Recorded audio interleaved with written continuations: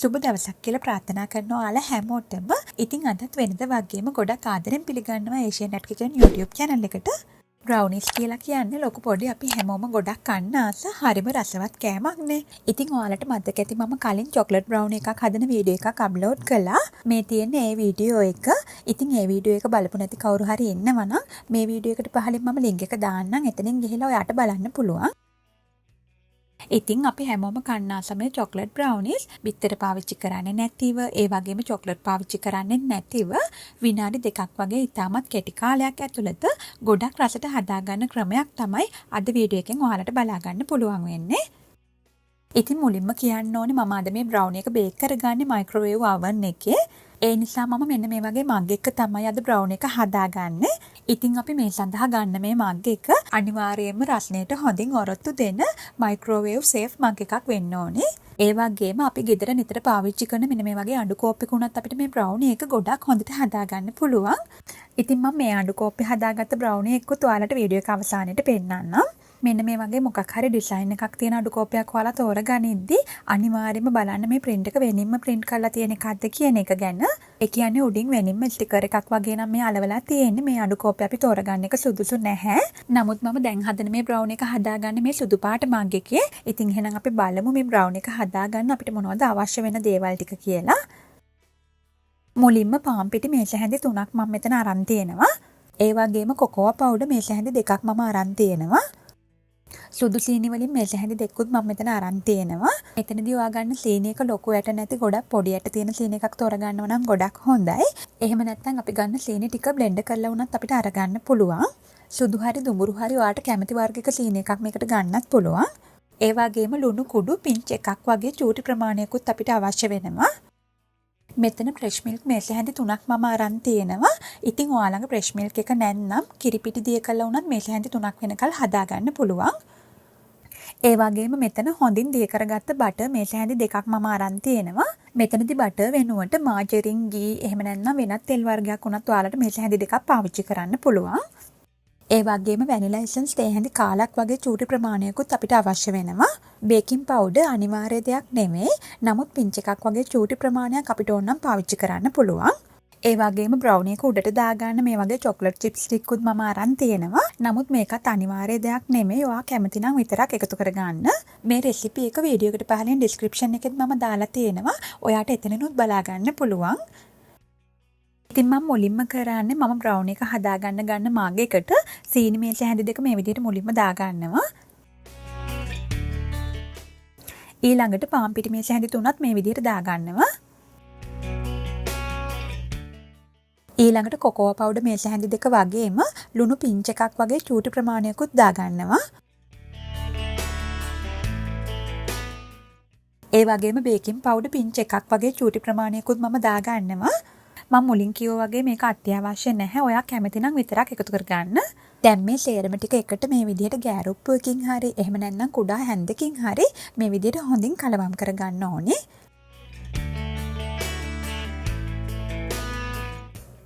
මේ විදිහට හොඳින්ම කලවම් කරගත්තයින් පස්සේ මම මේකට fresh milk මේස හැඳි 3 එකතු කරගන්නවා මේ වෙලාවේ.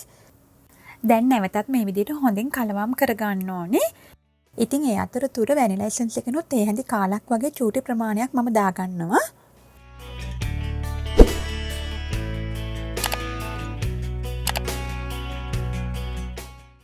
දැන් මේ ටික සේරම මෙන්න මේ වගේ හොඳින් දිය වෙනකල්ම අපි මේක හොඳින් කලවම් කරගන්න ඕනේ.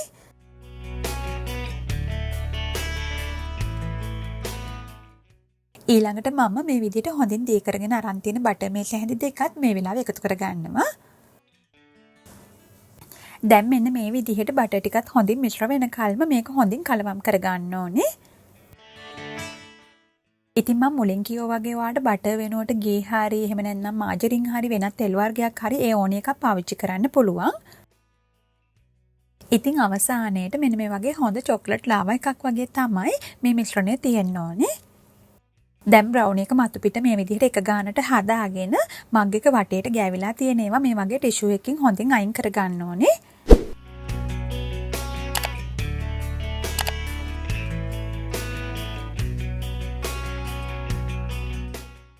දැන් බ්‍රවුනි එක ඇතුලේ තියෙන එයා බබල් සේරම ඉවත් වෙලා මේක හොඳින් සෙට් වෙන්න මේ විදිහට පොඩ්ඩක් තට්ටු කරගන්න ඕනේ.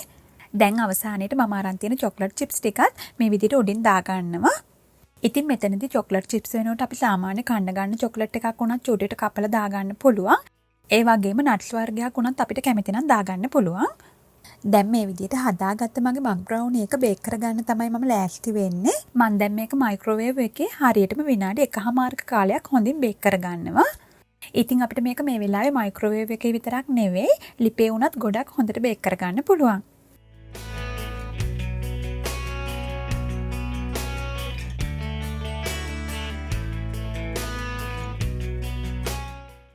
මේ විදිහට මයික්‍රෝවේව් එකේ අපිට විනාඩි 1:00ක් වගේ කාලයක් විතරක් බේක් කරගත්තාම ෆජි බ්‍රවුනි එකක් තමයි හම්බ වෙන්නේ. ඒ කියන්නේ බ්‍රවුනි එක ගොඩාක් වියලි ගතියක් නැතිව බ්‍රවුනි එක ඇතුලේ හොඳ තෙත ගතියක් තියෙනවා. නමුත් ඔයා කැමති ටිකක් වියලි ගතියට තියෙන කේකි බ්‍රවුනි එකක් වගේ එකක් හදාගන්න නම් මේක විනාඩි 2ක් වගේ කාලයක් හොඳින් බේක් කරගන්න ඕනේ. ඉතින් මේ බලන්න හරියටම විනාඩි 1:00කට පස්සේ මගේ පජි බ්‍රවුනි එක මට ඕනි ගානට ගොඩක් ලස්සනට ගොඩක් හොඳට බේක් වෙලා තියෙනවා. මේ වෙලාවේ මේ බ්‍රවුනි එක ගොඩක් උණු පිටින්ම තමයි මම මේ ඔයාලට පෙන්නන්නේ. නමුත් මේක හොඳින්ම නිවෙන්න තියලා කද්දි තමයි ගොඩක්ම රස. ඒ නිසා හොඳින්ම නිවුණයින් පස්සේ රස බලන්න. පෙනුම වගේම තමයි මේ බ්‍රවුනි එක හරිම රසයි. අපි මේකට චොක්ලට් පාවිච්චි කරේ නැහැ කියලා කිසිම වෙනසක් නැහැ. කද්දි කටට හොඳ මෙල්ට් ගතියක් දැනෙනවා. මේ බලන්න බ්‍රවුනි එකේ ඇතුළත් ගොඩාක් හොඳ තෙත ගතියකට තියෙනවා. ඇත්තටම මේක හරිම රසයි. ඔයාලත් අනිවාර්යයෙන්ම try කරලා බලන්න. මයික්‍රෝවේව් එකේ විතරක් නෙමෙයි අපිට මේක මේ විදිහටම ගොඩක් හොඳට ලිපේ උනත් බේක් කරගන්න පුළුවන් නිසා අපි හැමෝටම මේක හදාගන්න පුළුවන්. ඉතින් ඔයත් ඒ නිසා අනිවාර්යයෙන්ම හදලා රස බලන්න. ඔයා කැමති මේ වගේ ෆජි ගතියට නැතිව ටිකක් වියලි ගතියට තියෙන කේකි බ්‍රවුනි එකක් වගේ කන්න නම් මේක මීට වඩා ටිකක් වැඩිපුර වෙලාවක් බේක් කරගන්න. ඉතින් මෙන්න මේ විදිහට වැනිලා අයිස්ක්‍රීම් ටිකක් එක්ක වගේ අපිට මේ බ්‍රවුනි එක ගොඩක් රසට කන්න පුළුවන්.